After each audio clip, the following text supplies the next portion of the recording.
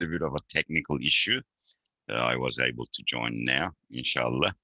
So tonight, the topic that we selected with Brother William, human nature and the spirit, the soul, purpose of life and existence. So I sort of broadened it a bit, inshallah, and we'll go through the slides. I have prepared slides for you, inshallah. As the brother also said, if there are questions, you can type it or you can unmute your mics and ask, inshallah. He'll be the moderator. So I'll just commence. Bismillahirrahmanirrahim. Alhamdulillahi Rabbil Alamin wa salatu wa salamu ala ashrafi khalq Sayyidul Anam Muhammadur Rasulullah sallallahu ta'ala alayhi wa sallam.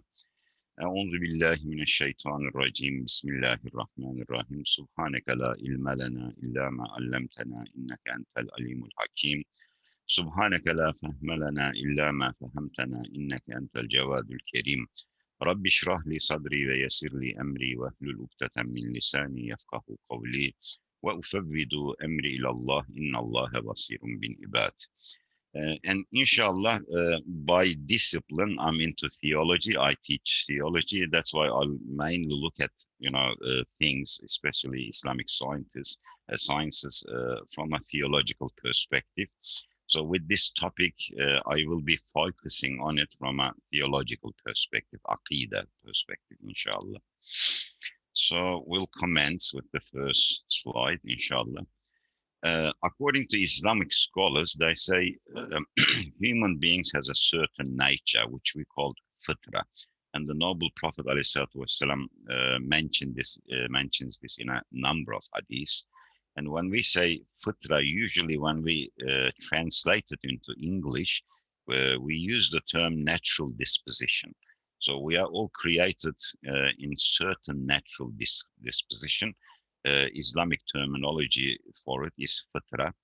And it's advised by scholars that if we put our fitra together with the purpose of life, as a result, as you can see on your screens, that big circle there, we will achieve first self-realization, self-awareness. Why are we on this earth? What is our purpose? We will achieve that. And then in turn, we will achieve happiness, true happiness. Natural disposition. What is a natural disposition? We'll begin with that, which as I mentioned, it's fitra.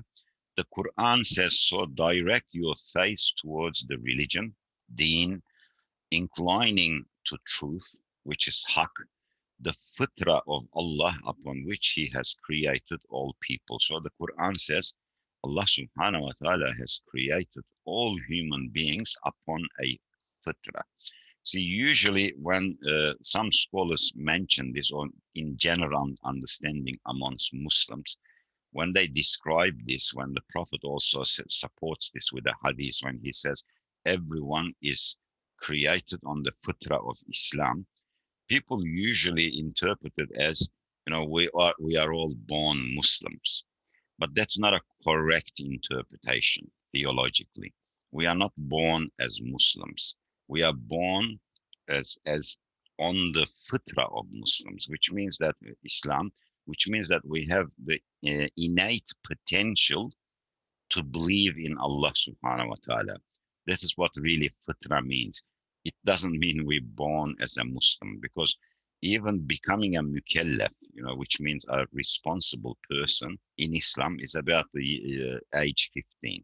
We need to reach adolescence, and then we become, responsible of belief, responsible of worship, and responsible of other obligations in Islam, which means that before that, when we are very young, we don't have that responsibility because we are not aware of ourselves, in particular our purpose and things like that. And responsibility is not expected of us. For this reason, although Allah subhanahu wa ta'ala has created us with an inclination towards belief, He has given us a free will to choose our paths, our own ways. So the Quran says, no change should there be in the creation of Allah. This is the way He created you. And that fitra is upon the upright religion, But most people, unfortunately, the Quran uses this a lot, this terminology, but most people do not know. And you might come across, similar sayings in the Quran, verses in the Quran, which says, do they not think? Do they not ponder? Don't they know? Do they not understand? And this is quite, used often because it's a reality that a majority of human population do not know. If they knew, they would behave differently. So, according to Prophet Muhammad sallallahu alaihi wasallam, every human being who enters the world is created on that fitrah. So when we arrive to this world, Allah subhanahu wa ta'ala has placed in our hearts, in our character, in our ana, identity, a fitra, a natural disposition that inclines towards belief. We feel the really necessity to discover him. We feel the necessity to believe him. And this is what fitra means. When people deny Allah subhanahu wa ta'ala, the creator, they are actually acting contrary to their own fitra, natural disposition. So again, the Quran says, and when your Lord brought forth from the children of Adam, from their loins, their offspring, and made them bear witness for themselves, asking them, am I not your Lord? As you know, this is a famous incident. The Quran mentions it as well. When Allah subhanahu wa ta'ala created all the souls in the world or in the realm of spirits, we call alami arwah, the realm of the ruh, the spirits. Apparently, according to one, translation or interpretation, Allah subhanahu wa ta'ala said, am I not your Lord to all the souls? So one view is that theological view that the souls of every human being were there, including us here. Our souls were there as well in this gathering. And he asked, am I not your Lord? We said, or they said, all the human beings, the souls, they said, Qalu bala. Yes, you are our Lord, and we witness this. And this is regarded as a covenant, an agreement, a contract signed between human soul and Allah subhanahu wa ta'ala. Now, there is different views on where this occurred. One view is, as I mentioned, when he created all the souls, they were all gathered together and Allah asked them and they answered. This is one view.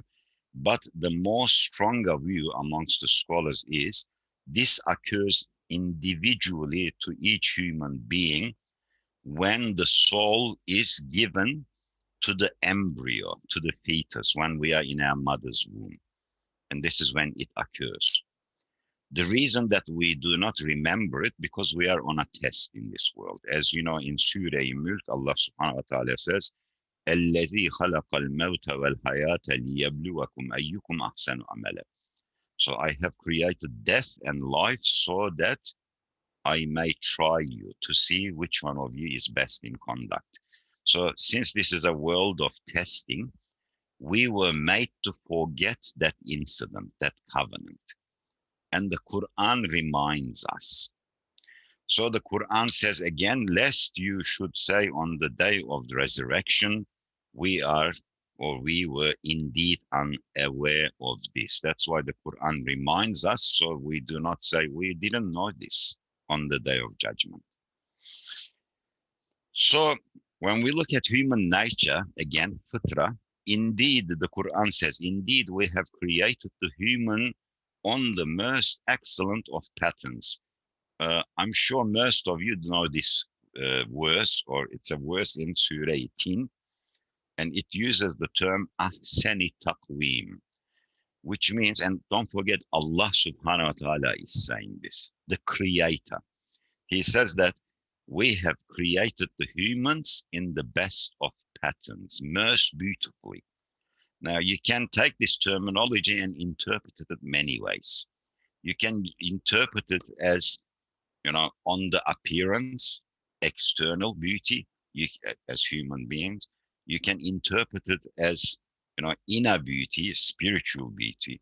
You can interpret it as intellectual capacity, because when we look at the rest of the living species, organisms on Earth, and apparently there are over 8 million different species on Earth, from the bacteria to what lives in the oceans, right, or the birds, the mammals, 8 million different species.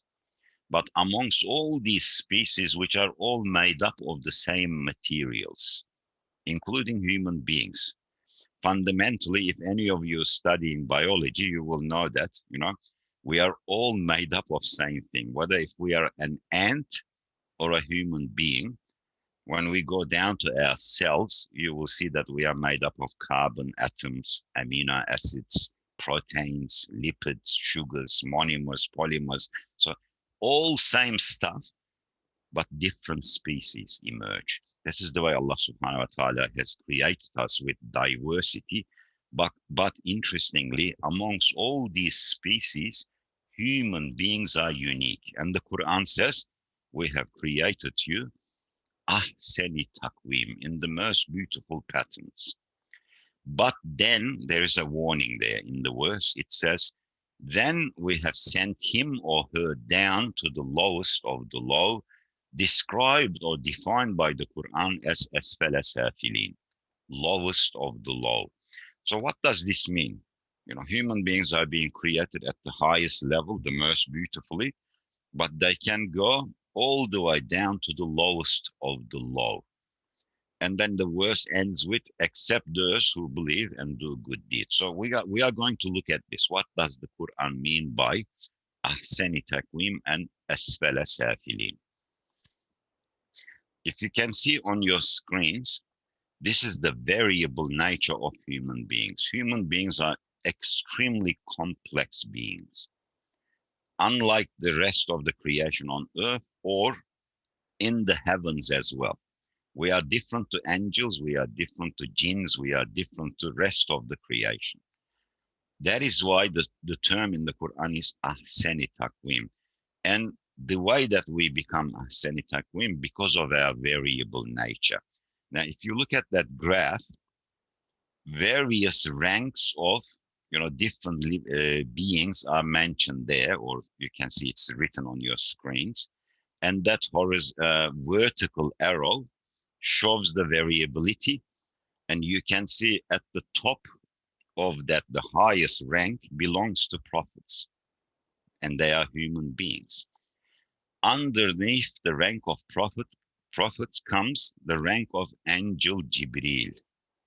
Jibril is the highest level of angels. Jibril is archangel in Islam, holds the highest level, but prophets surpass Jibril, and they are human beings. And then when we go down that ladder, as you can see, there are various levels of fixed ranks of angels, various types of angels, and their ranks are fixed according to their duties. But let me tell you one very interesting thing here, and most Muslims make this mistake. And when we say to them, well, what is the difference between an angel and human being? And generally, I realize this a lot. The first answer is they say that angels don't have free will. And it's a wrong answer. Angels do have free will, just like human beings. The difference between angels and human beings are angels do not have nafs, carnal soul, which means that there's nothing that attracts them to evil or bad things or the wrong things, unlawful things. There is nothing that attracts them to that. We, on the other hand, we have free will, but at the same time, we have nafs as well. We have intellect as well. We have the physical body as well. That is why I said human beings are quite complex. And if you look at your screens, that the horizontal line there, that is the 0 point. It's considered as the 0 point. Just above that point, the 0 point, there is the fixed ranks of rank of animals as well. So animals also have a certain rank. Allah has placed them at a rank because they are the servants of Allah subhanahu wa ta'ala. They all serve a purpose on earth.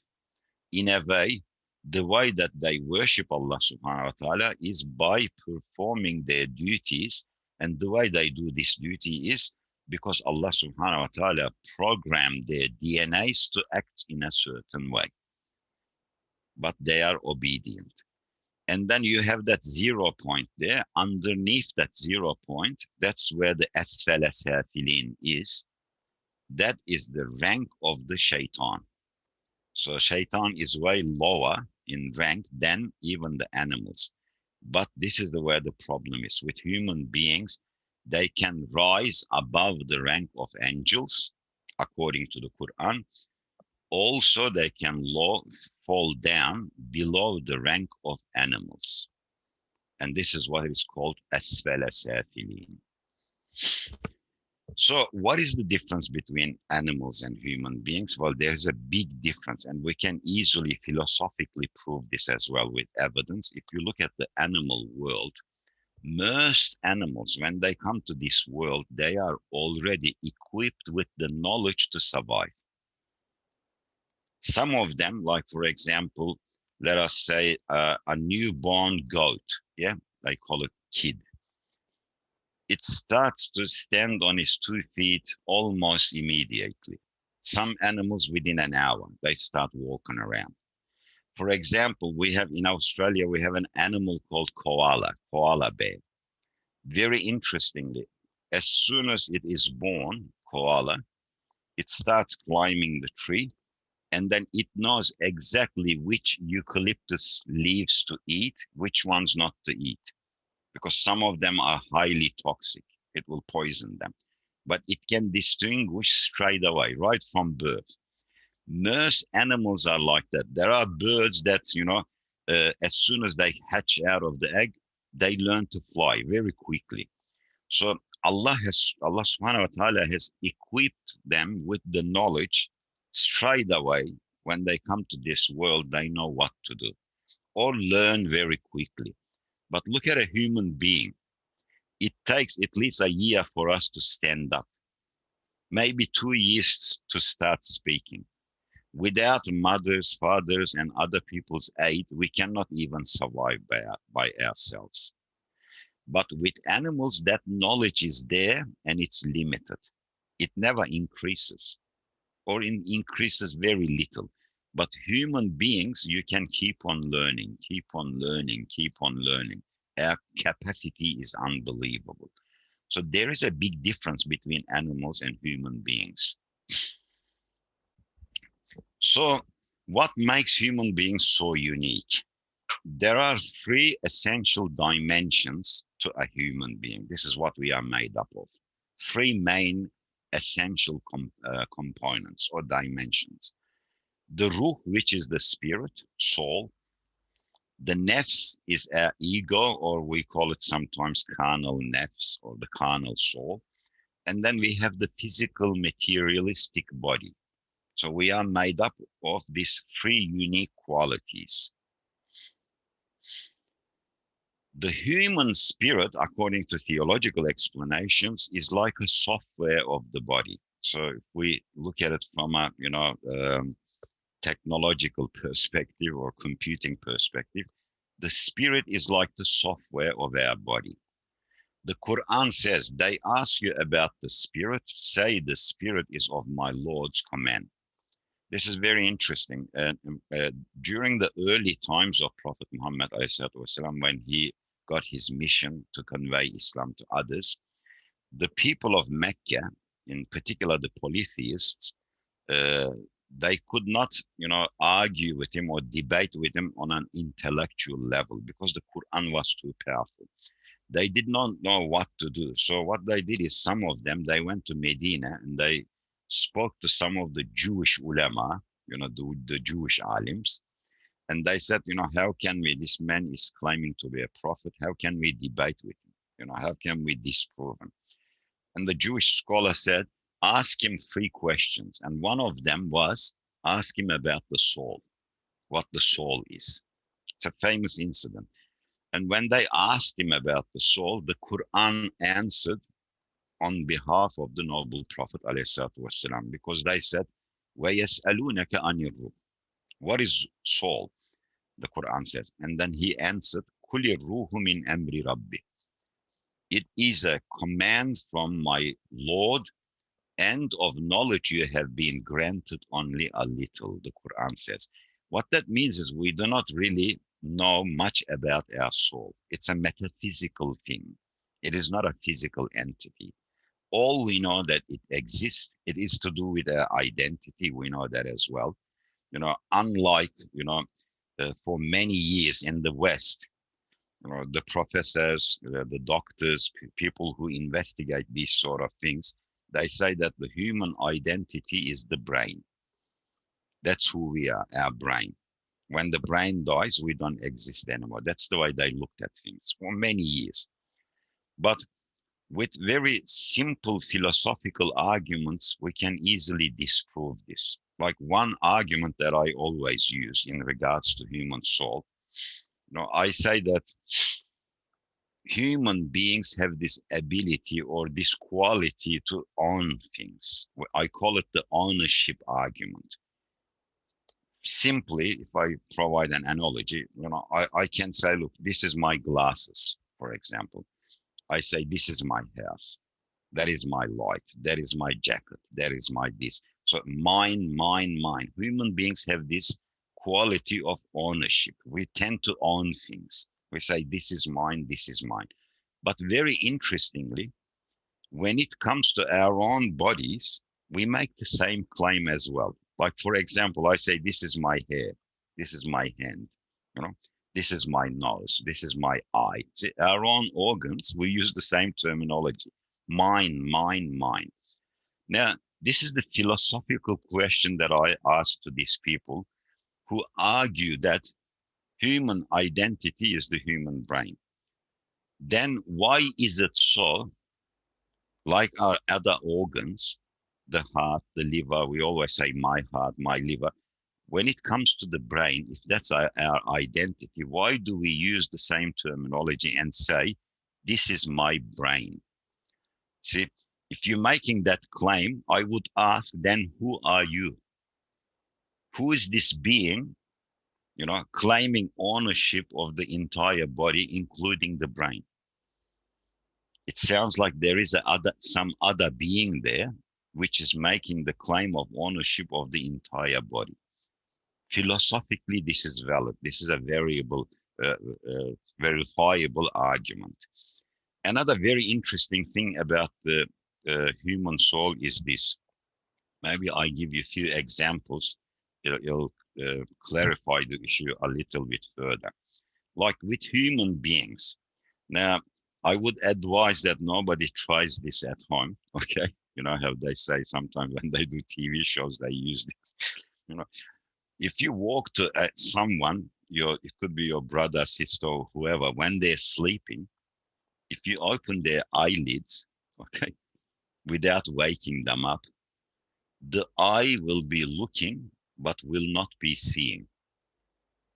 It will be looking, but it will not be seeing. Interestingly, the eye is working perfectly. It is connected to the brain. It's functioning, but it won't see.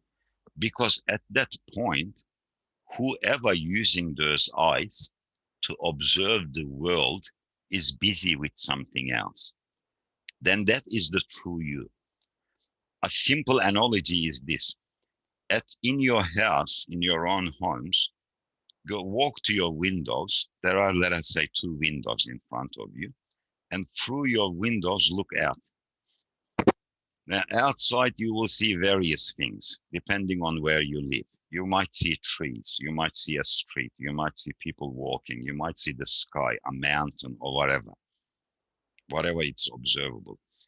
Now, can anyone argue and say this concept of seeing is done by those 2 windows in the house? Can anyone argue this? It will be illogical because you are only using those windows. The observer in reality is within those windows. It is a person who is looking through those windows to see the outside world. Now you can take that example and use it for the human eyes. Our eyes on our head is like two windows. Windows are only tools. The real being who is observing this world around us is using these windows to look out through our body. That is your true identity. And we call this the ruh. Although we cannot test it, we cannot do experiments on it, we cannot provide empirical data upon it because it's not something physical, but we know it exists because we feel it and we experience it. Moreover, the Quran states it. In another verse, it's very interesting. In Surah Hijr, Allah subhanahu wa ta'ala says, I have made him, Adam alayhi salam, complete and then breathed into him from my spirit, the verse says. So when Allah subhanahu wa ta'ala created the first human being, first, he wasn't a living being. That's what we understand from this verse. And then he breathed into him from his spirit. Now, this is another interpretation that people make lots of mistake with. When the term here, when Allah subhanahu wa ta'ala says, I breathed into him from my spirit, it does not mean Allah subhanahu wa ta'ala has a spirit. That is a violation of Tawheed in Islam. Allah subhanahu wa ta'ala is not made up of anything. He's not made up of components. He is indivisible. His Zat, which means his essence, is unknown to us. No one can know his essence. The term used here usually when he says, I breathed into him from my spirit, it actually means, according to majority of Ahl Sunnat wal Jamaat scholars, they say that he breathed into him his names and his attributes. And one of his names or attributes is Hayat, which means living. And a name is Hay, as you know, the living one. So this verse means Allah breathed life into him, because living beings can only be living through the name of Hay or through the attribute of Hayat, because that attribute only belongs to Allah subhanahu wa ta'ala. It is a bit, the theological topics are a bit heavy, but I'm trying to clarify it as much as I can, inshallah. So what does a breath from God's spirit means? As we mentioned before, you can see on your screens, human beings need certain calculations and measurements to define things, like distances, for example. It takes 10 hours from such city A to city B, for example, or 1.5 hours by plane, or 880 kilometers in distance. So we need these definitions to understand things. That is why Allah subhanahu wa ta'ala in the Quran uses terminologies that we can understand. Otherwise, we will not comprehend them. So in regards to this, what it means is human beings have been given attributes of Allah in a finite measure, limited measure. Like, for example, Allah subhanahu wa ta'ala has the affirmative attribute, which we call subuti sifats. There are 8 of them. For example, he has the attribute of ilm. Ilm means knowledge, omniscience. Allah's knowledge is infinite. It cannot be limited to anything. It's infinite. But we have been given very finite limit of that knowledge as well, because human beings also possess knowledge. What is the difference? It was given to us so we can understand his knowledge. But our knowledge increases, and as we get old, we start forgetting things as well. We can lose it as well. For example, Allah subhanahu wa ta'ala is basar, he sees. He is semi, he hears. So he has these attributes as well. We were given them as well, but very finite measures, because we can, improve our sight, but we can lose it eventually as well as we get old. Allah subhanahu wa ta'ala does not, with him, attributes do not increase, or they do not lose value either. So his knowledge does not decrease, or his knowledge does not increase either, because it's infinite anyway. So, for example, we understand the difference, the distance between Sydney and Melbourne by usually measuring unit of meters. So we were given these definitions, like Allah breathes his spirit into human beings, so that we can understand, get some understanding of his names and attributes. So humans understand the infinite knowledge of Allah by the fact that we gain limited knowledge. This applies to all affirmative, which are personal attributes. In Arabic, we call them subuti sifats. I discussed it in another lecture before. Humans can appreciate the transcendent attributes of God through innate feelings embedded in our deepest nature. For example, we want eternity and we yearn for eternity. Nobody wants to die and disappear forever. And therefore, we understand God's attribute of eternity, which is Beka.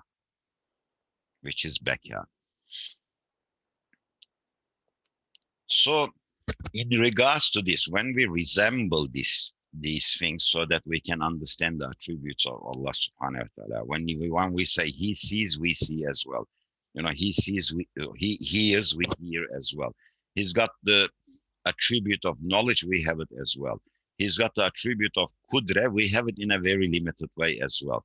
Now, how do we know that we are not projecting ourselves onto God in regards to this? Well, number one, all of God's names and attributes can be identified and proven through the universe. Since the universe is independent source of knowledge, which means that even before human beings existed, there was knowledge in the universe. You see, scientists, as we advance our science and knowledge, we are not actually creating things. We are not originating or generating things.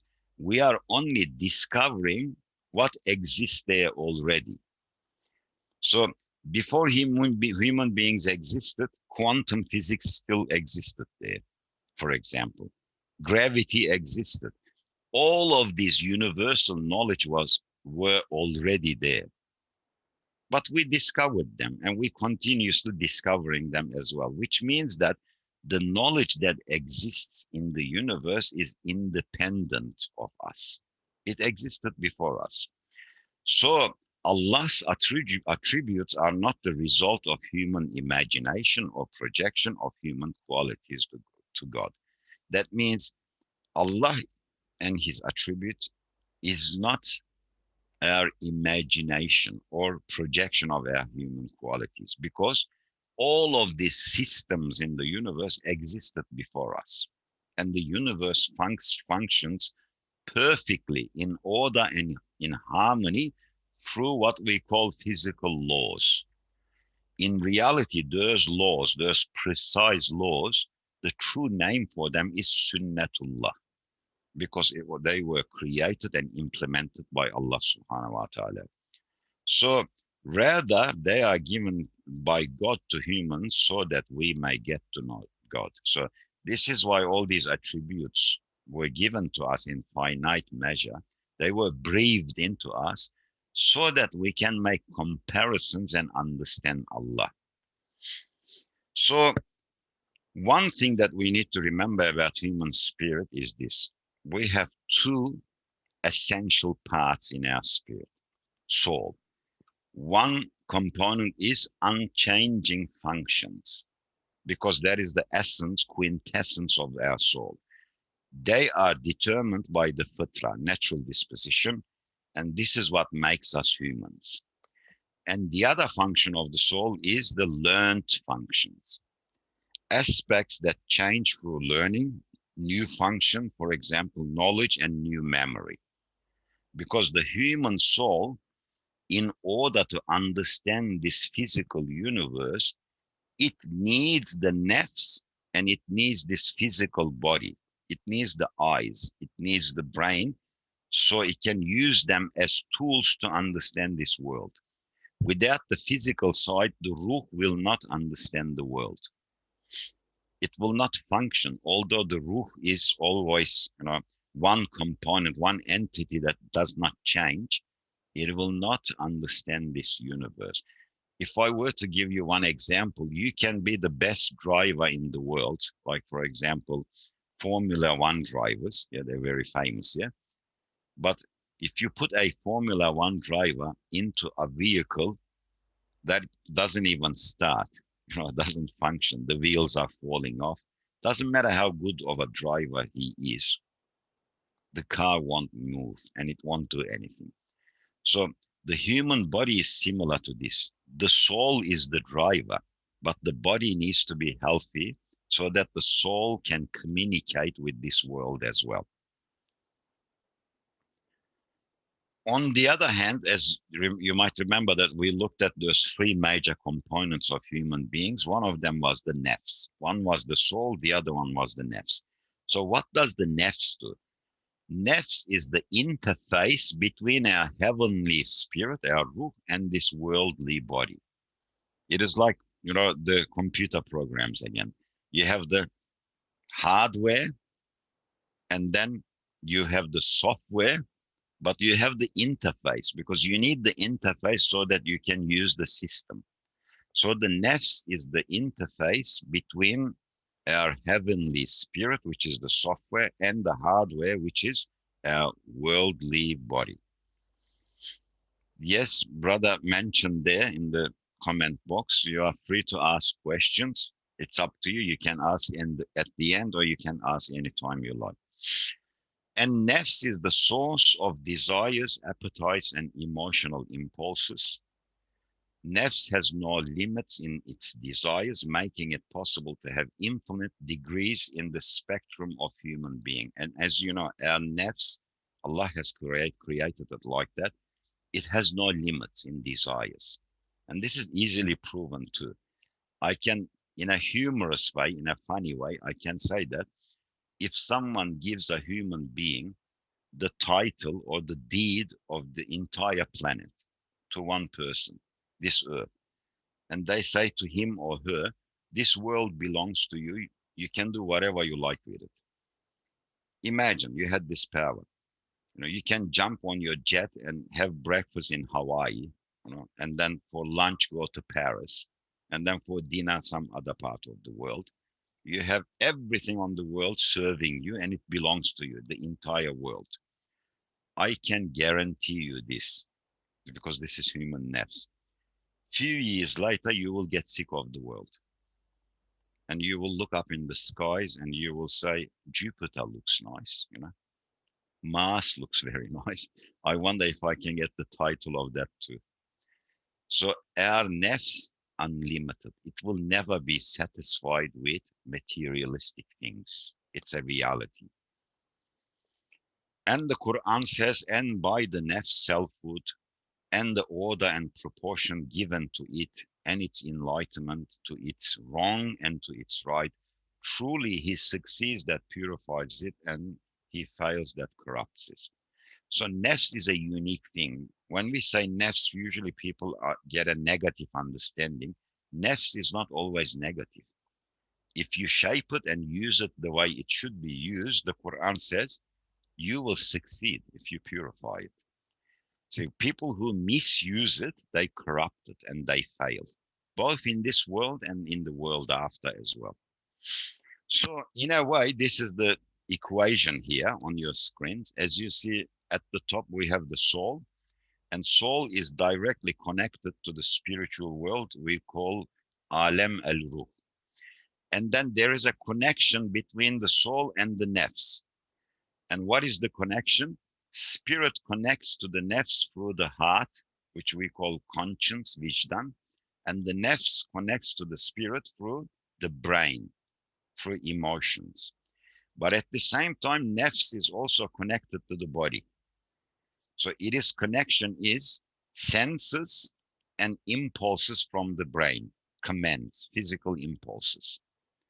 So spiritual world, our spiritual side is alam al-ruh. the nafs belongs to the world of symbols, which we call alam al-mithal, because nafs is not a physical thing either. And then you have the body, which we call the natural world. It exists in the natural world, and it's called alam al-shahada. So all these three components make up a human being. We are very complex. Another example there, as you can see, the body is the biological hardware, or like a robot to the spirit. And body, through the brain, it uses the senses to connect to the spiritual world, which is the software, including perception, character, will, consciousness, love, mercy, all of these things. So you can say that brain is the interface between the body and the spirit as well, just like a USB connection. It connects the spirit to the body. Humans are very complex, as I said. Human beings is an integrated being with a distinct physical, spiritual, and egotistical aspects. The human nature is designed to seek and understand God. This is very important. And this is why I will get to the thing too, the question too. This is why there are two views within the Ahl Sunnat wal Jamaat Aqidah, which is theology, two major views. One of them, the head is Imam Maturidi, the other one is Imam Ashari. Now, it's very interesting that when we ask majority of Muslims, which school of thought you follow, they usually describe one of the four schools of thought, yeah, in fiqh. They either say Hanafi, Shafi, Maliki, Hanbali, four schools, yeah. But when you ask most of them which school you follow in regards to Aqidah, most of them don't know. In reality, they all follow either the Ashari school or the Maturidi school, one of them. They are very, very close anyway. They only have semantic differences because they both Ahl Sunnat wal Jamaat. But one of the differences they have, this is very interesting because this is relevant to this topic. According to Imam Ashari, if a person is not explained the religion, nobody approached that person about religion, he or she has no idea about it, if that person becomes a disbeliever, or that person is a disbeliever, that person will reach salvation because nobody explained religion to them. They will reach salvation in the hereafter. This is the Ashari view. But Imam Maturidi has a different view. He says that religion cannot be discovered by the human mind in regard to practical side, like praying, worship, fasting, giving zakat. We cannot discover these things ourselves. Someone has to convey them to us, like a prophet. But he goes, belief is a different thing. Belief is a natural disposition. It's a fitrah of human beings. That means that if nobody took religion, conveyed religion to a person, that person is still responsible of believing in a creator. They should discover the creator using their own intellect, using their own brains. This is the Maturidi view. Then they can reach salvation. So there's a question there, is humans' motivation part of the nafs, even if it's intended for the good of others? Of course, it is a combination. This is a good question, Rian. It is part of the nafs, but nafs is more we can say it is an animalistic side. Nafs is, like when we eat food, that's to do with nafs. All the bodily pleasures are to do with nafs. That's animalistic side. If we tame the nafs, then the nafs uses the brain, the intellect as well, and the ruh becomes the master. So when you do good to others, it is originating from your ruh, spirit in reality.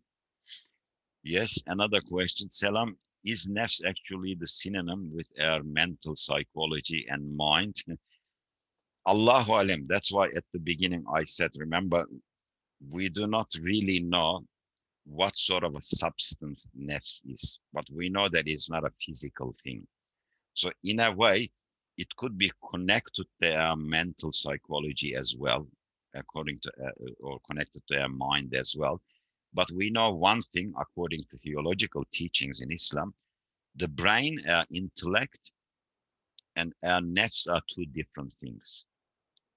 They can work together, but they're two different things, because one is a biological computer, isn't it? The brain, that has 100 billion, neuron cells which fire and organize the body to do certain things. But at the same time, we can think too. Like, for example, when we sleep, we dream, yeah. And during our dreams, this is one of the best, evidences for the ruh, the spirit as well. During our dreams, sometimes we can see things that doesn't even exist on earth. We can meet people that we have never seen before. We can see creatures that we have never seen before in our dreams.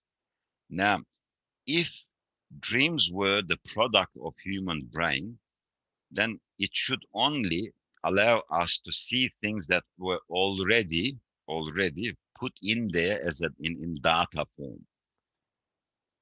But we see things that we have never seen before. It is not in our knowledge, it is not in our mind, but we can still see very interesting things in our dreams. So dreams are quite unique, and it's one of the best examples for the evidence for ruh as well. So psychology or mental psychology, it is maybe connected to our intellect and the nafs at the same time, but there is an involvement with psychology. There is an involvement, we can say, of our natural disposition as well. It affects us as well. Yes, Anka says, can an unbeliever make a good us or his nafs? Does nafs go away after spirit got taken away from the body? There's too many questions there, but we'll go one by one, inshallah. Now, yes, unbelievers sometimes can do good things, and the Quran mentions this, and Islamic scholars mentions this as well, because it is said that sometimes disbelievers can have the qualities of a believer, and sometimes believers can have the qualities, negative qualities of a disbeliever. And we see this happening, because if a believer doesn't tame his or her nafs, they can do evil things too. Believers do evil things too. Yeah. And usually these are the characteristics of disbelievers. But sometimes we see disbelievers to have very good characters as well. And this originates from their natural disposition, because human beings were created to be good. When we become evil, we are actually going against our nature. That's what it is. We are going against our nature. So sometimes disbelievers can have very beautiful characters. And we see this, like I live in Australia, and we see this too. We see sometimes very wonderful people, but they disbelieve. Now, that beauty on them is actually the beauty of religion, but they don't realize it. It originates from there. But would that save them in the hereafter? Unfortunately, no. Unless one believes in the creator, because that is the main thing. Otherwise, you are violating the principles of the entire universe, and you are violating the rights of Allah subhanahu wa ta'ala. So disbelief is unforgivable. But anything other than that, Allah is the all merciful. He can forgive anything. We don't make that decision. We don't put, barriers in front of his compassion. So what happens to the nafs after we die? Well, since the nafs works with the physical body, when we die, the nafs dies with that as well, with the body, but the spirit continues to exist. Our true identity continues to exist. But when we are resurrected, according to Islamic teachings, the Quran and the Hadith as well, when we are resurrected, we are not resurrected only with the spirit, but with the body as well. So the nafs returns, because in order to take pleasure in Jannah, you will need nafs as well. So it returns to us. but it is not nafsul amwara anymore. It is nafsul mutmain. It's at rest. It's content. So there's a different levels in nafs as well, but that's a different topic. And Raka says, sorry, I didn't get the point before. I want to ask if happiness, anxiety, etc., come from our own brain. So where the soul is. Well, we don't know exactly where the soul is. Allahu alam. But I can tell you this. In the human body, if you've done anatomy or biology, you're going to find this very interesting. Those of you, if you don't know, you know that what does the function of controlling the body is the brain, isn't it? That's what we learned. So through the neuron cells, it sends signals, and then it travels through our neurological system, nerves, and then we have these movements, we have these actions, we can think with the brain and do various other things.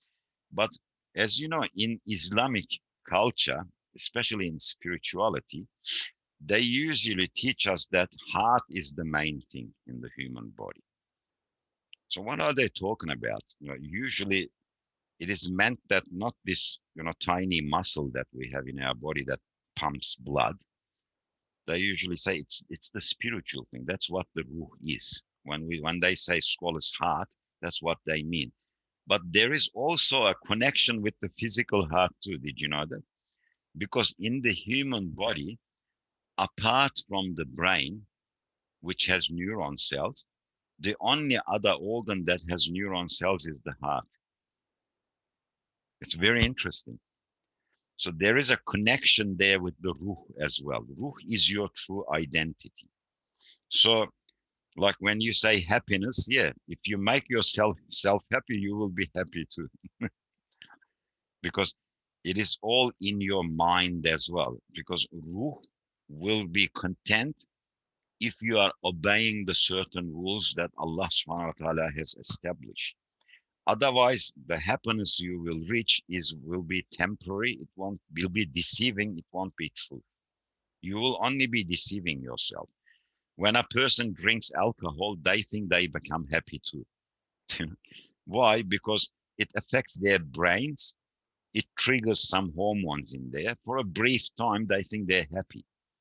But that is not really happiness, because soon as its effect disappears, they become worse, psychologically than they were before. So true happiness is submission to Allah subhanahu wa ta'ala. When the nafs, the mind, and the ruh works together, when those three components work together, you will achieve true happiness. Yes. Yes. And brother Abdus Salam, what we are asking? Sorry, sir. The heart is a place of thinking. Well, in a way, you can say it has emotions there too. It has logic in the heart as well. There is a connection, as I said, between human, psychology knowledge. In particular, emotions like compassion and conscious and various other things, and the human heart as well. And they say that the physical heart is connected to the spiritual heart as well. So it's a very deep subject, because some of these things we cannot test. We cannot take them to the labs and actually test, because they are metaphysical. So we base our views on the views of the scholars, what they derive from the Quran, the Hadith, the Ijma, the Qiyas, all of these scholars. Yes. So as we said, we know that human nature is designed to seek and understand God. That is why we were given that fit fitra. The variable nature of human being is distinctive, and it is instrumental in human flourishing and learning. That is why we have that variable nature. If we did not have that, we would not learn, we would not improve, we would not develop ourselves. So unlike the rest of the creation, that's why we were given that variable nature. So when we look at the purpose of existence, so when we take this human soul, we take this nafs, we take this, body, physical body, and we are given this unique thing, complex bodies, And then we look at, well, why do we have all this uniqueness? Why are we so different to the rest of the creation? Then there must be a purpose in the universe. Very quickly, I'll do that too. I don't know how am I doing for time. How much time do we have, brother Ulu? We still have like 10 to 15 minutes. Okay, okay. I don't have much to go. And then I can Sure. look at some questions too, inshallah. I'll do these slides very quickly. The purpose of existence and three facets of the world. According to one famous scholar by the name of Bediüzzaman Said Nursi, he says that the Quran in many verses point to profound purpose for the creation of the universe.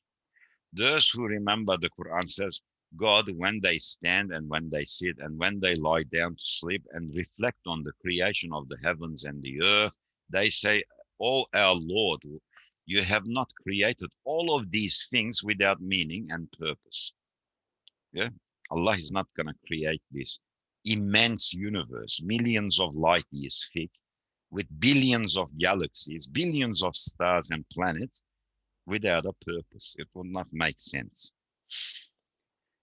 So wisdom of Allah requires purpose. And the Quran says, and we did not create the heavens and the earth and what is in between them in sport. Allah says, we didn't create this for sport. We created them with nothing but truth, but most of them do not know. Again, that term. Again, another verse, not for idle support did we create the heavens and the earth and all that is between.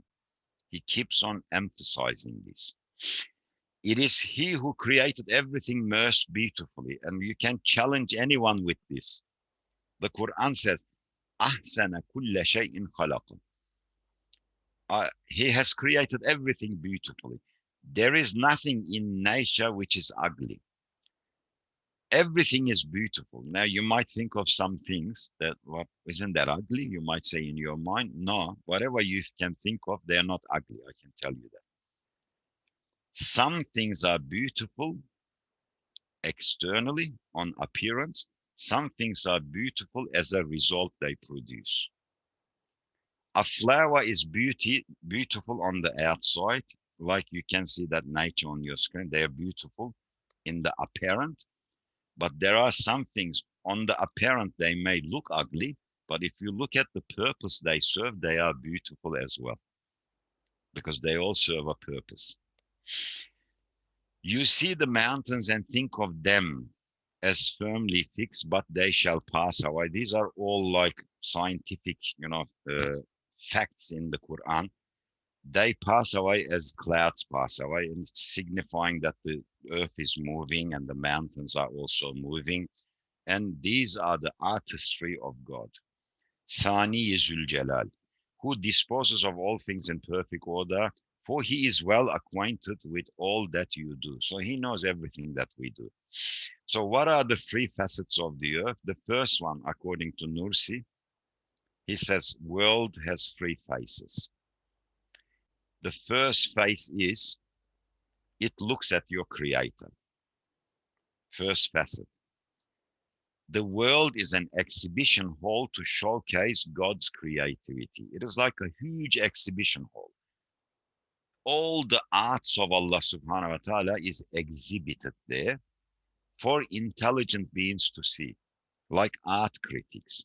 Now, if you go to an art center, museum or something like that, if you walk into that place, let us say there are paintings on the wall, from Rembrandt, Picasso, for example, Leonardo da Vinci. You will never see, for example, a dog walk into the museum or an art center, look on the wall, hold his chin like this. That must be, Picasso. You never see this. Goats don't do this. Monkeys don't do this. Human beings do this. With the universe, it's the same thing. We understand this art because Allah has created us with intellect. It is exhibited for us to understand. The first face of the world looks at Allah subhanahu wa ta'ala because it is an exhibition hall that presents the reflections of his names. Asma'ul Husna. For example, the name Jamil Jamil is beautiful. Yeah, it's one of Allah's name. It manifests or reflects on a flower, a rose. It manifests on the wings of a butterfly, for example. Manifestation of his name.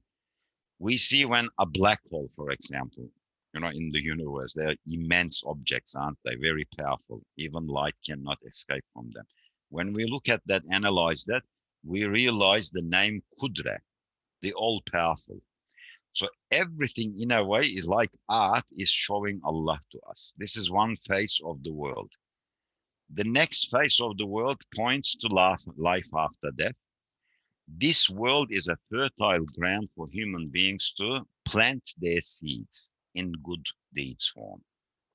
And on the other side, we will harvest them, the fruits. We plant them here. This is like a farm, the earth, where we plant all the good deeds and we harvest them on the other side. That is the second phase of the earth, looks at the afterlife. As I mentioned in Surah Mulk, it's here mentioned again. He who created death and life, he may try which of you best indeed, and he is exalted in might of forgiving. So people sow in this life to the best of their capacities, harvesting good deeds on earth produces yield not only for the hereafter, but for this world as well. When you do something good in this world, you'll get something in return for that as well. Even if they don't understand it, others who you do good to, you will result, it will give you happiness as well, enjoyment in your heart. So in this respect, the second phase of the world serves one's everlasting life. And the last phase is this. It looks at the human being itself. It is a place to satisfy one's own desires, the nafs. If this is unchecked, most people only do this, especially disbelievers. They just try to satisfy themselves in this world, which they will never achieve. I can tell you that. Because research shows statistically, if a human being lives about 75 years on average, 25 years of that 75 is spent sleeping. 25 years of life, your life is gone to sleep. And then you have childhood and you have the old age when you can't have any pleasure anymore anyway. You have the working time, you have the studying time, you have illnesses. When you all calculate all of these things, out of 75 years, a human being has pleasure for 6 months on earth. That is all, just 6 months of pleasure. Is it worth it to waste it here? It's not worth it, is it? So if this third phase, which is satisfying the nafs, if it's left unchecked, it doesn't mean you shouldn't have pleasure on earth. You can have pleasure, but through lawful means, whatever Allah permits. This phase pursues love of the world in the name of one's own desires, not in the name of Allah. Otherwise, what Allah has created for us is enough to satisfy our needs. We don't need to go into harams. The circle of halal is huge. A world that is only composed of desires and pleasures is deceptive. It is temporary. You're only tricking and deceiving yourself. The world in this respect is a testing ground. In order to pass the test, one should see the world as a guest house, just as we are all guests. In particular, I'll give you one analogy before I conclude. Okay. Sometimes we go and visit other people in their homes. Yeah. We go as guests. When we go to their homes, when we sit in their couches in their home, in other people's home, we don't sit there as we are going to sit there forever. Yeah. We know we are guests there. We know 1 hour, 2 hours, 3 hours later, we're going to get up and go because it's not our house. We are only guests there. And very interestingly, when we are in other people's house, we don't stand up and walk through their other rooms, open their cupboards to see what is in there. We can't do this. We have to follow the rules of the house owner. That's respect, isn't it, to the owner of the house. Moreover, another thing, When we are visiting in someone's house, say that they have a nice TV there, big screen TV. We don't say that looks nice. When I leave, I'll take it with me. We don't do this either, do we? No, because we know we are just guests. In this world, we are exactly in the same position. This world is like a big house, guest house. We are guests in it. Whatever we brought to this world, we can only take that. When we came to this world, we were only a little baby when we arrived. No clothes, nothing. They wrapped us in this little tiny white sheet. When we go, they wrap us in a bigger sheet. We bring nothing, we take nothing. So we have to follow the rules of the house owner. Allah is the owner of this world, and He has rules and principles, and we have to follow them. Either way, even if we follow or not follow, we are still going to end up dying and ending our lives on earth. And only we will lose if we don't follow. That's a reality as well. So what I'll do is I'll conclude there because I don't want to go over time. There is one more question there, Dr. Risky. So is it true that people's superficial connection to the nature or universe affects their connection with Allah subhanahu wa ta'ala?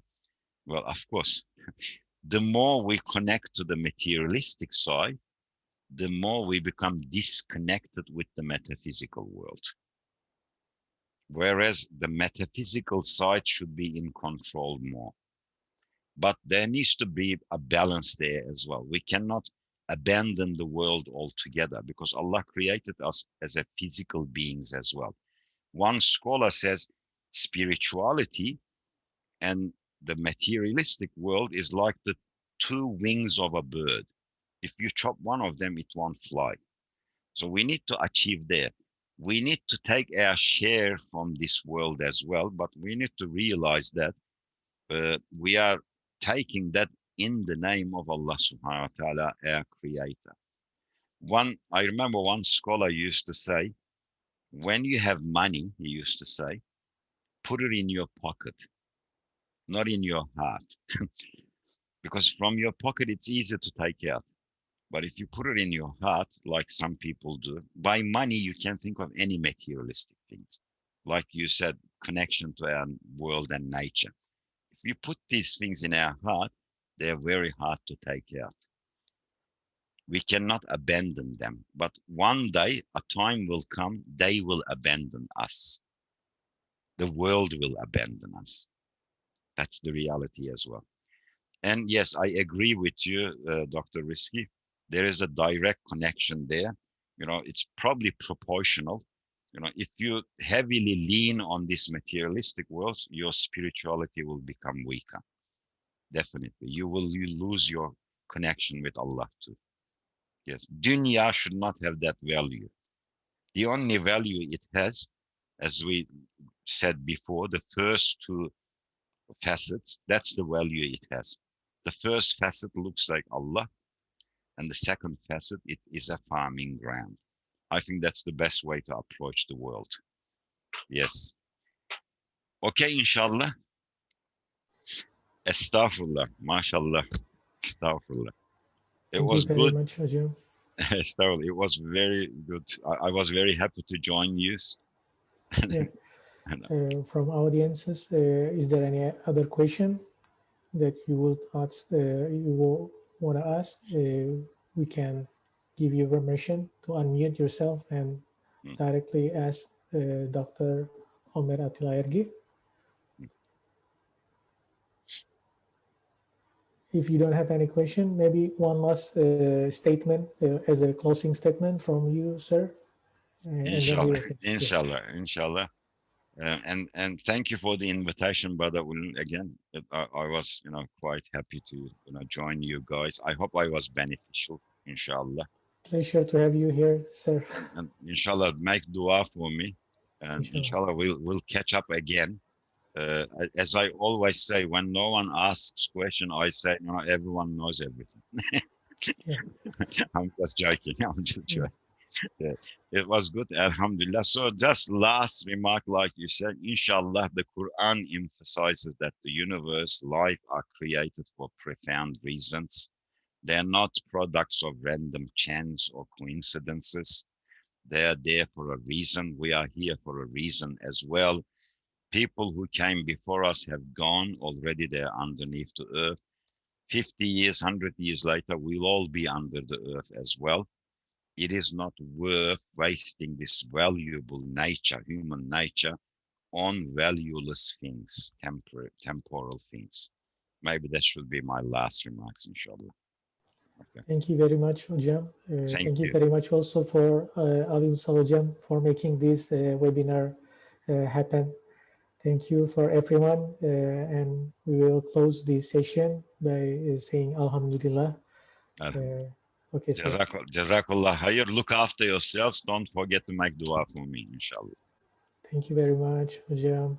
Thank you.